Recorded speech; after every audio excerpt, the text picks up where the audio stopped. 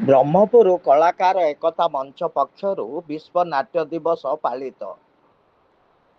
ବ୍ରହ୍ମପୁର ସହରସ୍ଥିତ ସମସ୍ତ ସାଂସ୍କୃତିକ ସଂଗଠନର ଏକତ୍ର ରୂପ ବ୍ରହ୍ମପୁର କଳାକାର ଏକତା ମଞ୍ଚ ତରଫରୁ ବିଶ୍ୱ ନାଟ୍ୟ ଦିବସ ସ୍ଥାନୀୟ ଗିରି ମାର୍କେଟ ଛକ ସ୍ଥିତ ପ୍ରକାଶ ମହଲ ପରିସରରେ ମହାସମାରୋହରେ ଅନୁଷ୍ଠିତ ହୋଇଯାଇଛି।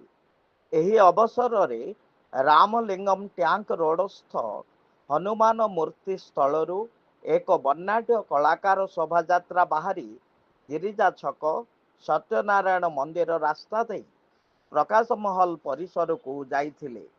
କାର୍ଯ୍ୟକ୍ରମକୁ ନାଟ୍ୟଶ୍ରୀ ଫାଉଣ୍ଡେସନର ଅଧ୍ୟକ୍ଷ ଭବାନୀ ଶଙ୍କର ମିଶ୍ର ଏବଂ ବରିଷ୍ଠ ନାଟ୍ୟ ନିର୍ଦ୍ଦେଶକ ନାଟ୍ୟ ପ୍ରତିଭ ମଦନ ମିଶ୍ର ସମ୍ମିଳିତ ଭାବେ ଉଦ୍ଘାଟନ କରିଥିଲେ।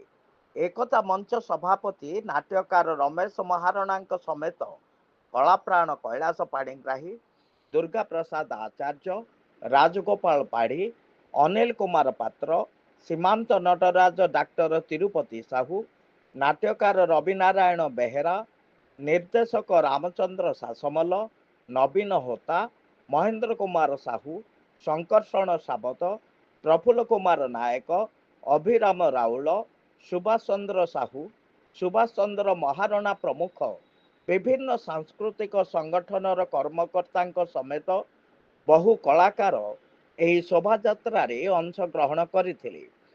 ପ୍ରକାଶ ମହଲ ପରିସରରେ ସମାଜ ଉପରେ ସାମ୍ପ୍ରତିକ ନାଟକର ପ୍ରଭାବ ଶୀର୍ଷକ ଏକ ଆଲୋଚନା ଚକ୍ର, ନୃତ୍ୟ ସଙ୍ଗୀତ ବିଚିତ୍ରା ସହ ସନ୍ଧ୍ୟାରେ ରବି ନାରାୟଣ ବେହେରାଙ୍କ ଦ୍ୱାରା ରଚିତ ନାଟକ ମା ରାଣ ମିଛ କହୁନି ମଞ୍ଚସ୍ଥ ହେବା କାର୍ଯ୍ୟକ୍ରମ ରହିଛି।